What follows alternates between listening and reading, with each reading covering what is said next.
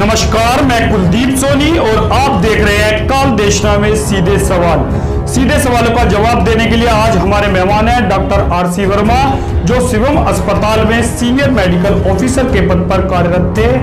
वर्तमान में श्री राम पिस्टन में चिकित्सा अधिकारी के रूप में कार्यरत हैं। आज वो हमारे सीधे सवालों का जवाब देंगे, जो कि कोरोना वायरस थे।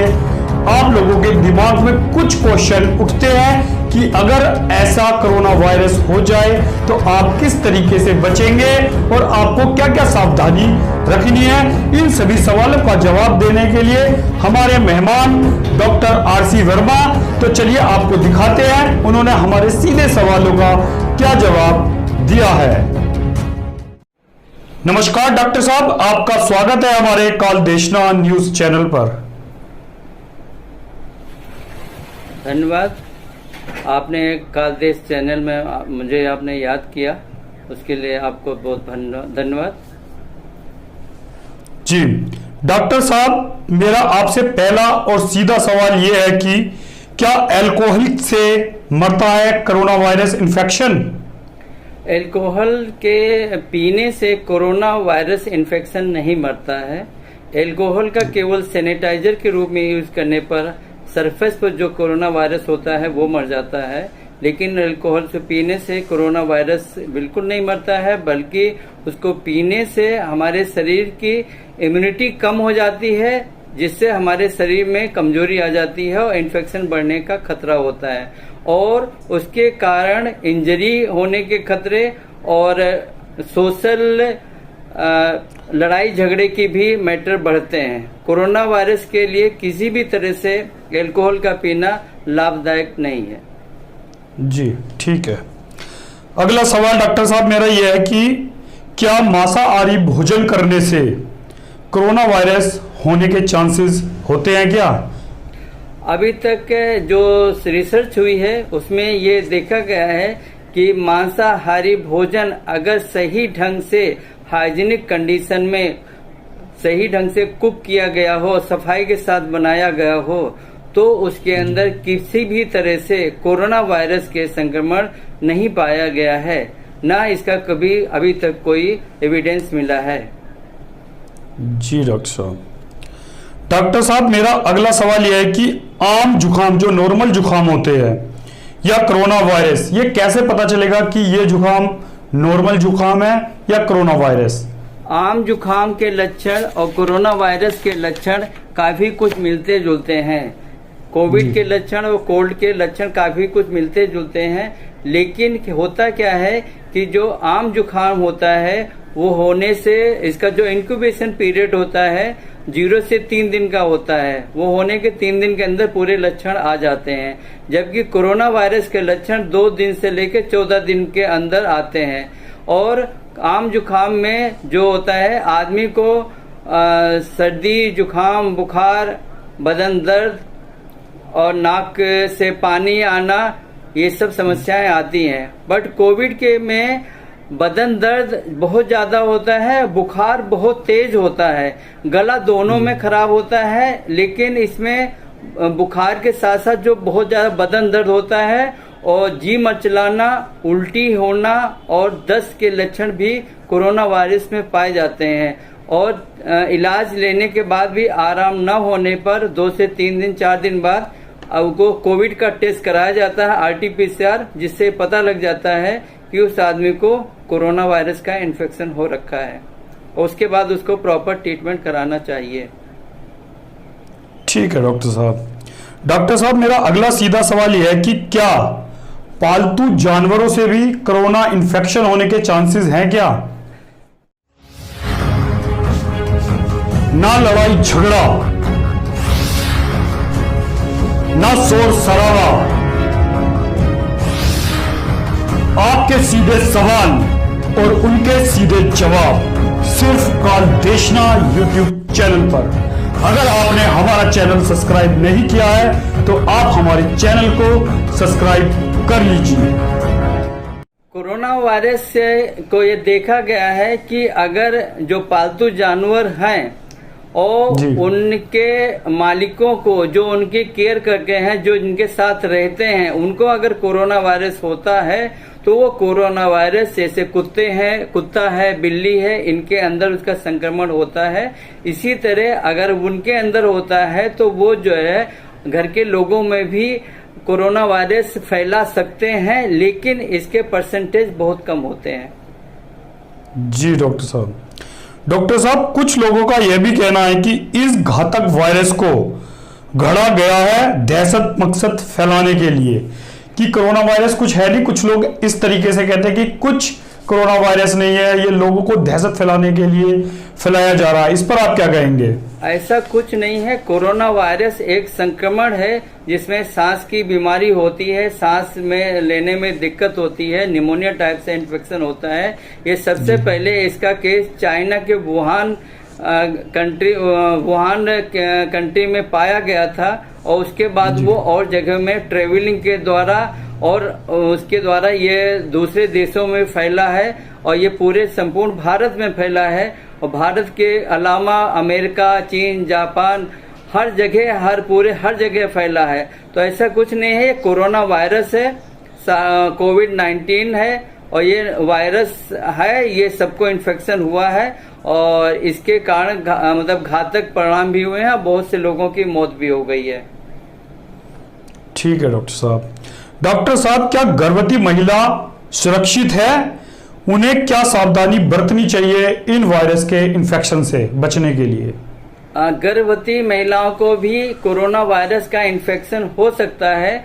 उसके लिए भी उन लोगों को भी कोविड एप्रोप्रिएट बिहेवियर का पालन करना चाहिए, जैसे सोशल डिस्टेंसिंग, मास्क लगाना, हैंड सैनिटाइजेशन का ध्यान रखना, साबुन से हाथों को धोना, अगर साबुन ना हो तो अल्कोहल बेस्ड सैनिटाइजर से हाथ का धोना, और उनसे जो मिलने जुलने वाले लोग आए वो लोग भी मास्क लगा के रखें और पूरा एप्रोप्रिएट कोविड बिहेवियर का पालन करें, क्योंकि ये इन्फेक्शन एक दूसरे से छींकने से, खांसने से, ड्रॉपलेट इन्फेक्शन के द्वारा फैलता है। और जो भी लोग उनसे मिलने आएंगे वो लोगों को अगर किसी को इन्फेक्शन है और वो मास्क नहीं लगा के रखेंगे, सोशल डिस्टेंसिंग का ध्यान नहीं रखेंगे, हैंड सैनिटाइजेशन का ध्यान नहीं रखेंगे, तो उसके द्वारा वो लोग भी दूसरी गर्भवती महिलाओं में भी इन्फेक्शन पहुंचा सकते हैं। इसलिए अगर कोई भी आता है तो उसे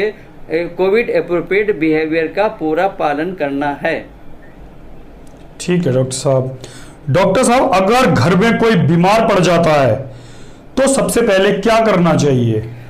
अगर किसी को भी सर्दी, जुकाम, बुखार, छींक आना, गले में दर्द, ऐसे कोई लक्षण होते हैं तो उसका एक मेन उद्देश्य होना चाहिए कि उस आदमी के द्वारा वो इन्फेक्शन दूसरे को न फैले और दूसरे के द्वारा उसको आदमी को न फैले। तो स्प्रेड होने से, फैलने से रोकना चाहिए। फैलने से रोकने के लिए सबसे पहले मास्क लगाना चाहिए, हैंड सैनिटाइजेशन का ध्यान रखना चाहिए, सोशल डिस्टेंसिंग का ध्यान रखना चाहिए, लक्षण के अनुसार इलाज कराना चाहिए, और अगर 2-3 दिन में आराम नहीं आता है तो कोविड RT-PCR का टेस्ट कराना चाहिए। ठीक है डॉक्टर साहब, मेरा अगला सवाल यह है कि क्या उसको आइसोलेट हो जाना चाहिए। ठीक है। अगला मेरा सवाल है कि क्या डायबिटीज और ब्लड प्रेशर के मरीज के लिए घातक है कोरोना वायरस? अगर घातक है तो इसके लिए मरीजों को क्या करना चाहिए इस वायरस से बचने के लिए? डायबिटीज, ब्लड प्रेशर, सांस के मरीज, इन सब के लिए कोरोना वायरस बहुत घातक है, और इसके कारण उन लोगों को जान का पूरा खतरा होता है। ऐसी कंडीशन में सबसे पहले उन लोगों को वैक्सीनेशन कराना चाहिए, और वैक्सीनेट कराने के बाद, दोनों डोज का वैक्सीनेशन होने के बाद भी उनको टोटल कोविड एप्रोप्रिएट बिहेवियर का, जिसमें मास्क लगाना, सोशल डिस्टेंसिंग मेंटेन करना और हैंड सैनिटाइजेशन का, हाथ की हाइजीन का विशेष ध्यान रखना चाहिए। और कभी भी स्वच्छ हाथ से ही चेहरे को धोना चाहिए, छूना चाहिए। अगर हाथ स्वच्छ नहीं है तो साबुन से या हैंड सैनिटाइजर से, अल्कोहल बेस्ड सैनिटाइजर से साफ करने के बाद में ही चेहरे को धोना चाहिए, क्योंकि ये नाक के और मुंह के रास्ते से संक्रमण शरीर में जाता है, गले के थ्रू फेफड़े में जाता है, जहां पर ये आगे बढ़ता है। इसलिए आदमी को फैलने से रोकना चाहिए और इन लोगों को पूरा अपना वैक्सीनेट करवा लेना चाहिए और अनावश्यक भीड़ वाली जगह पर नहीं जाना चाहिए। सोशल डिस्टेंसिंग मेंटेन रखने चाहिए और जहां पर भी भीड़ है, क्राउडेड एरिया है, वहां से उनको जाने से बचना चाहिए। जी डॉक्टर साहब। डॉक्टर साहब, यदि किसी को वर्तमान में कोरोना हो जाता है तो क्या उसे अभी टीका लगवाना चाहिए? अगर किसी को कोविड का इन्फेक्शन हो जाता है तो कोविड के लक्षण पूरी तरह से खत्म हो जाने पर, ठीक होने के बाद में और उसकी RT-PCR की रिपोर्ट निगेटिव आने के 8 से 12 हफ्ते बाद उसको वैक्सीनेशन करवा लेना चाहिए। जी डॉक्टर साहब। डॉक्टर साहब, मेरा सीधा सवाल यह है कि अगर कोई महिला गर्भवती है या स्तनपान करा रही है तो क्या उसके लिए टीका लगवाना सुरक्षित है? गर्भवती महिलाओं पर शोध के बाद में यह निष्कर्ष आया है कि गर्भवती महिलाओं का टीका लगवाना चाहिए। ये इंडिया में जो शेड्यूल आया है, नई गाइडलाइंस आई है, उसमें जुलाई से हर गर्भवती महिला को वैक्सीन लगवाने का प्रोग्राम रखा गया है और स्तनपान करने वाली औरतों को भी, स्तनपान करने वाली महिलाओं को भी टीकाकरण करवाना चाहिए। टीकाकरण करवाने से बच्चे को किसी प्रकार का कोई नुकसान नहीं होता है। ठीक है डॉक्टर साहब। डॉक्टर साहब, अंत में एक सवाल, क्या होगा अगर किसी को वैक्सीन की 2 खुराक के बीच में कोविड हो जाता है तो? वैक्सीन लगने के बाद में 15 दिन बाद में एंटीबॉडीज बननी शुरू हो जाती हैं और दूसरी डोज लगने के अगले 15 दिन बाद में पूरी तरह से उसको सुरक्षा का घेरा मिल जाता है, वैक्सीनेशन का उसको प्रोटेक्शन मिल जाता है। लेकिन कई बार ऐसा देखा गया है कि दोनों डोज लगने के बाद 15 दिन बाद भी किसी को कोरोना हो गया है। इसको ब्रेक थ्रू कहते हैं, मतलब जो सुरक्षा कवच है उसको भी पार करके कोरोना हो सकता है। इसीलिए कहा गया है कि वैक्सीन लगाने के बाद में भी किसी प्रकार की ढिलाई ना की जाए।